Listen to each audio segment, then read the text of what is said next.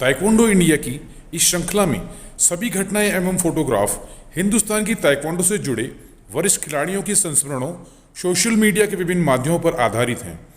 इस प्रस्तुति का उद्देश्य हिंदुस्तान के उन खिलाड़ियों एवं फेडरेशन में विभिन्न पदों पर कार्य कर चुके व्यक्तियों को जिनका ताइक्वांडो खेल के विकास में महत्वपूर्ण योगदान है, न सिर्फ उन्हें एक धरोहर के रूप में एक सूत्र में पिरोकर रख संजोना है, अपितु हमारे भविष्य के खिलाड़ियों के सामने लाना भी है।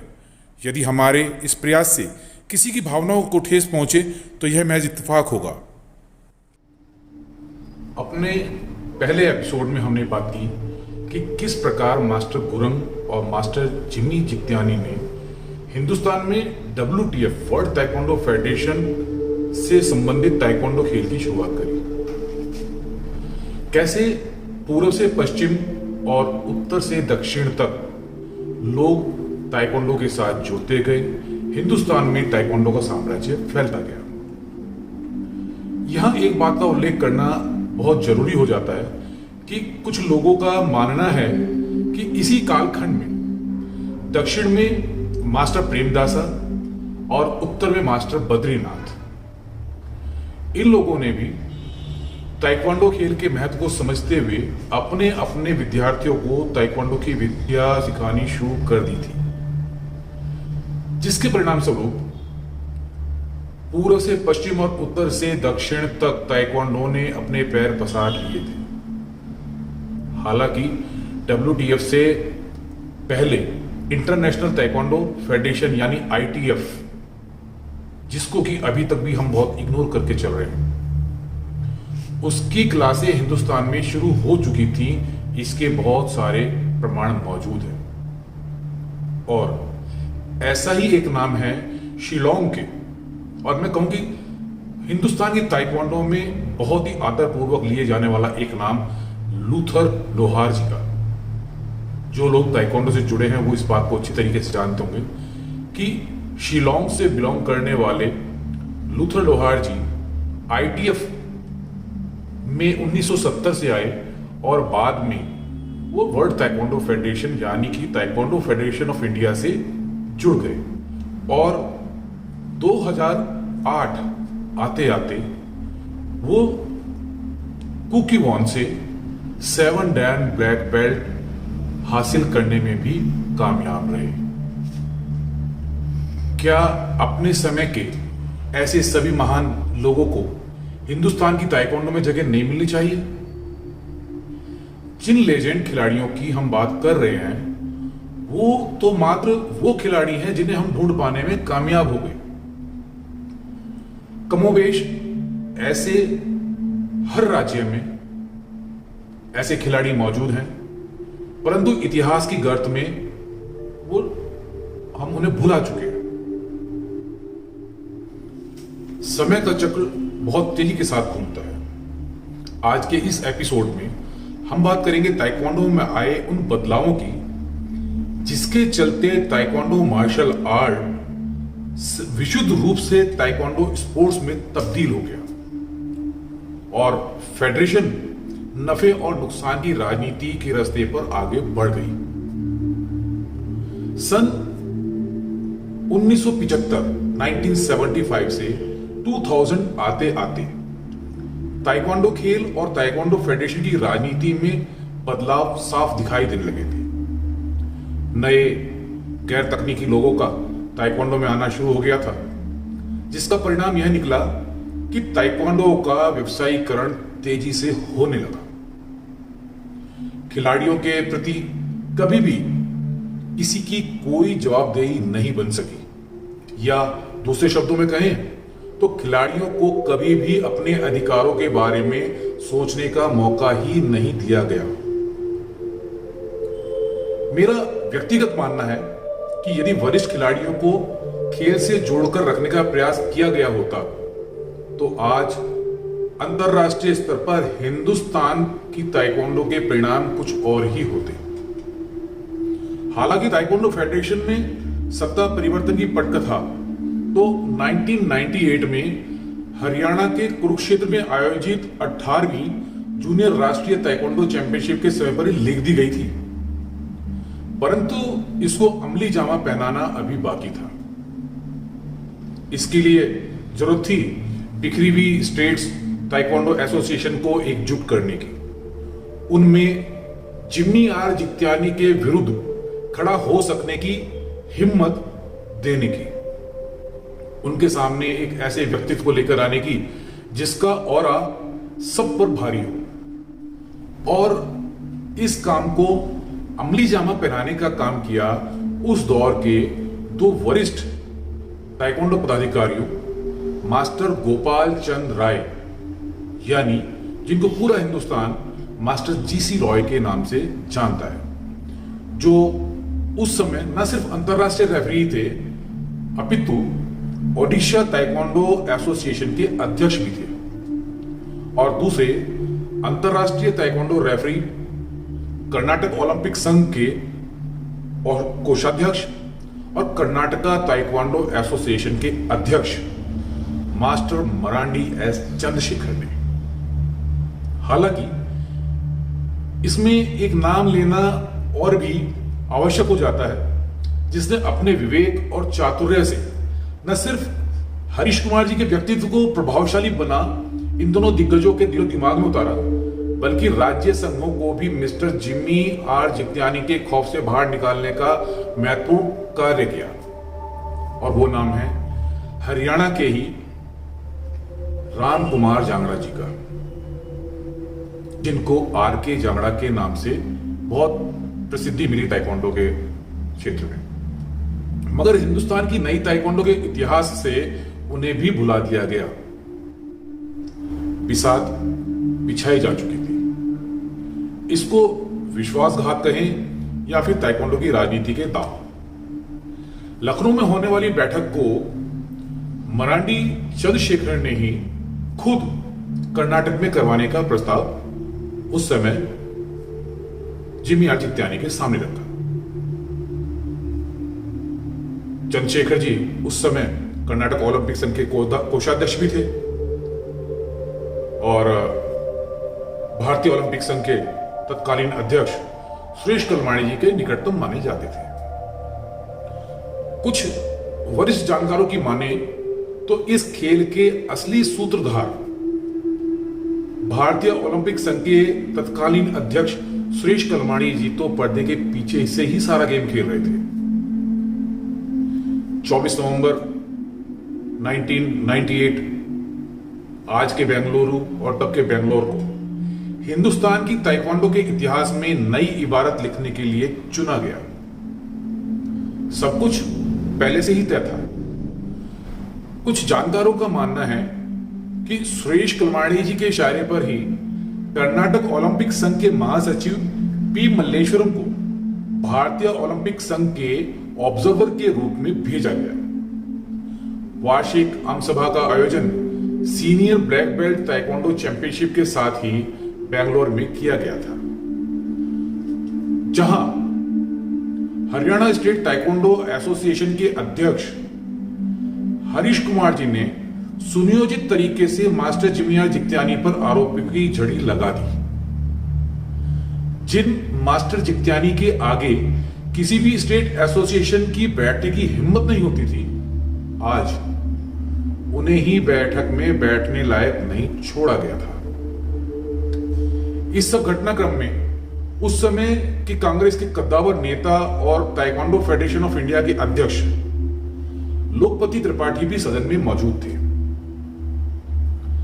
मास्टर जिम्मी आर जित्यानी के भारी विरोध के बावजूद भी बहुमत एक तरफ मजबूती के साथ खड़ा रहा।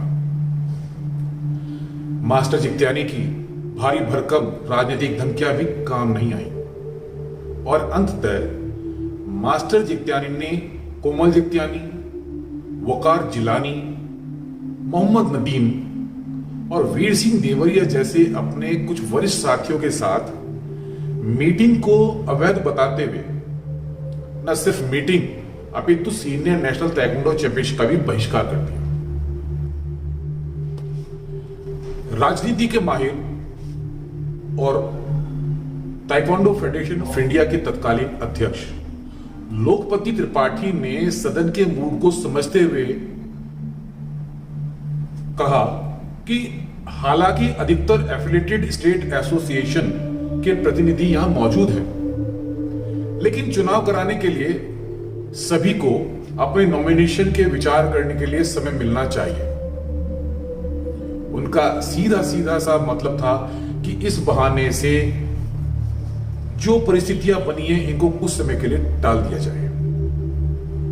परंतु सदन की तैयारी कुछ इस प्रकार से की गई थी कि उन्हें प्रस्ताव रखना पड़ा कि यदि सदन में मौजूद सभी सदस्य इस बात पर सहमत है तो सर्वसम्मति से अगले 4 वर्षों के लिए चुनाव करा लिए जाने चाहिए। और इसके परिणाम स्वरूप वही हुआ जो पहले से ही निर्धारित था। ना तो किसी प्रकार के नॉमिनेशन या नोटिफिकेशन को किया गया, ना ही किसी भी प्रकार के चुनावी इलेक्ट्रोल का कोई नामो निशान था। सब कुछ आपसी सहमति से चल रहा था। आम सभा में कर्नल जीएस सिद्दीकी ने सीधे सीधे हरियाणा ताइक्वांडो एसोसिएशन के अध्यक्ष दबंग आईपीएस ऑफिसर हरीश कुमार जी के नाम का प्रस्ताव रखा, जिसे कर्नाटका ताइक्वांडो एसोसिएशन की प्रेसिडेंट और ताइक्वांडो फेडरेशन ऑफ इंडिया के वाइस प्रेसिडेंट और कर्नाटका ओलंपिक एसोसिएशन के कोषाध्यक्ष मरांडी एस चंद्रशेखर ने अनुमोदित किया। ओडिशा ताइक्वांडो एसोसिएशन के अध्यक्ष मास्टर जीसी रॉय ने महासचिव पद के लिए मरांडी एस चंद्रशेखर के नाम का प्रस्ताव रख दिया, जिसे पंजाब ताइक्वांडो एसोसिएशन के महासचिव जसपाल सिंह और जम्मू कश्मीर ताइक्वांडो एसोसिएशन के तेज तर्रार महासचिव विशाल शर्मा ने अनुमोदन कर अपनी मोहर लगा दी। हरियाणा राज्य ताइक्वांडो संघ के महासचिव और उस समय आईपीएस ऑफिसर के मातहत के रूप में कार्यरत आरके जांगड़ान ने एक बार फिर अपने चातुर्य से प्रस्ताव रखा कि क्यों ना बाकी के कार्यकारिणी का चुनाव अध्यक्ष महोदय के विवेक पर छोड़ दिया जाए। और उस समय भी ताइक्वांडो की हालत यही थी कि किसी में भी हरीश कुमार जी का विरोध करने का सामर्थ्य नहीं था। चुनाव कैसे हुआ, इस बात को लेकर कोर्ट कचहरी आज तक भी जारी है, परंतु कागजों में ही सही चुनाव सर्वसम्मति से हो चुका था। ओलंपिक संघ और वर्ल्ड ताइक्वांडो की मोहर भी आनन फानन में लग चुकी थी, परंतु मास्टर जित्यानी ने अभी हार नहीं मानी थी। दोस्तों, आत्मविश्वास और अति आत्मविश्वास के बीच एक बहुत ही सूक्ष्म सी दरार होती है। आत्मविश्वास एक ऐसा हथियार है जो किसी भी विषम से विषम परिस्थितियों में भी विजेता बनाने में अहम भूमिका निभाने का काम करता है, और अति आत्मविश्वास उसका परिणाम आज भी हिंदुस्तान के ताइक्वांडो खिलाड़ियों को भुगतना पड़ रहा है। बेंगलोर से सीधे लखनऊ आकर मास्टर जित्यानी ने इस घटनाक्रम को अवैध बताते हुए लखनऊ में अपने बचे हुए साथियों के साथ फेडरेशन की मीटिंग की, और नई कार्यकारिणी थी कि उसके चुनाव कर लखनऊ के ही सोसाइटी रजिस्ट्रार के पास ताइक्वांडो फेडरेशन ऑफ इंडिया की नई कार्यकारिणी की लिस्ट जमा करा दी। सिर्फ लिस्ट ही जमा नहीं कराई, सोसाइटी अधिनियम के तहत ताइक्वांडो फेडरेशन ऑफ इंडिया नाम की सोसाइटी के नवीकरण का सर्टिफिकेट भी हासिल कर लिया, जहां एक तरफ दिग्गज ओलंपिक एसोसिएशन और वर्ल्ड ताइक्वांडो फेडरेशन का सर्टिफिकेट लेने के लिए भागे, वहीं मास्टर जित्यानी ने रजिस्ट्रार से अपनी सोसाइटी का कंफर्मेशन ले लिया। अब ताइक्वांडो फेडरेशन 2 हिस्सों में बढ़ चुकी थी। ताइक्वांडो फेडरेशन ऑफ इंडिया का रजिस्ट्रेशन सर्टिफिकेट मास्टर जित्यानी के पास था, और 1998 तक फेडरेशन के अधिकतर पदाधिकारी रहे सदस्य आईपीएस हरीश कुमार के साथ खड़े थे। यानी फेडरेशन का नाम और सर्टिफिकेट एक के पास, और फेडरेशन के एफिलिएटेड स्टेट यूनिट्स और ओलंपिक संघ और वर्ल्ड ताइक्वांडो फेडरेशन की मान्यता दूसरे के पास थी।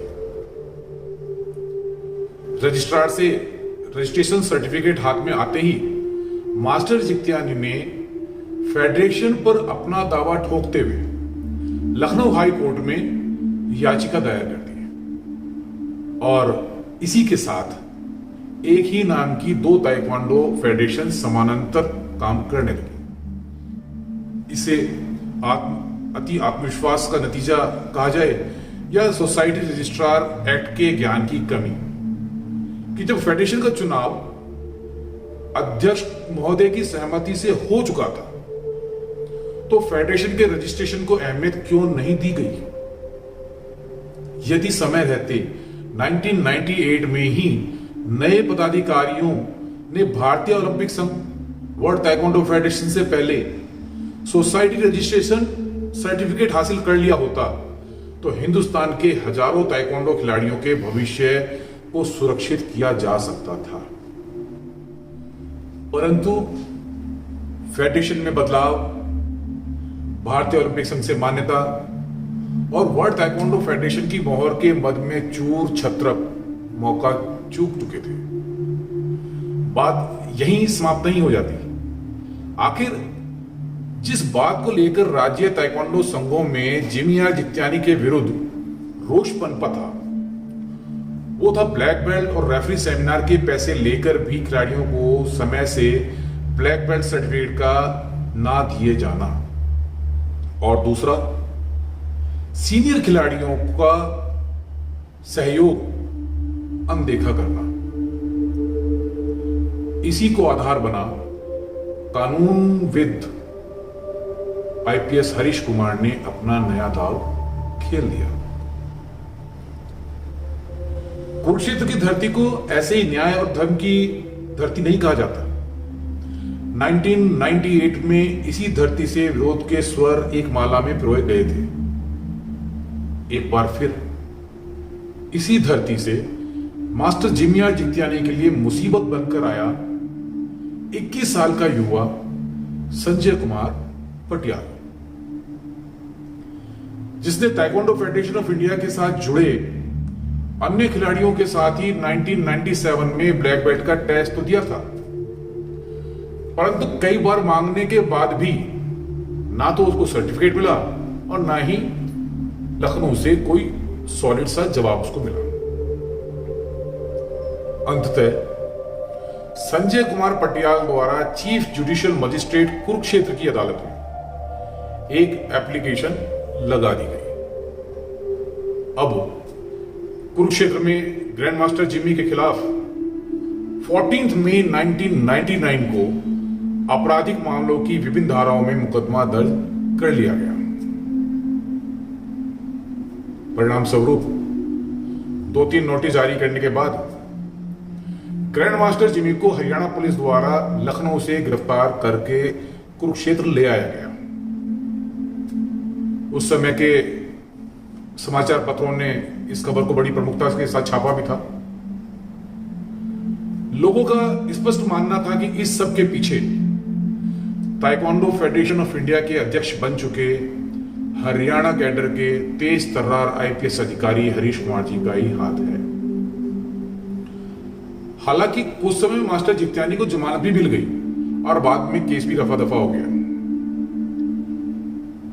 ताकतवर ग्रैंड मास्टर जिमी को हवाला तक पहुंचाने वाले संजय पटियाल का हुआ क्या? संजय पटियाल गया कहां किसी को भी नहीं पता। यानी एक और योद्धा या कहें तो ताइक्वांडो की राजनीति के इतिहास को बदलने वाला एक और मोहरा गुमनामी के अंधेरों में खो इतिहास के पन्नों में दफन हो गया।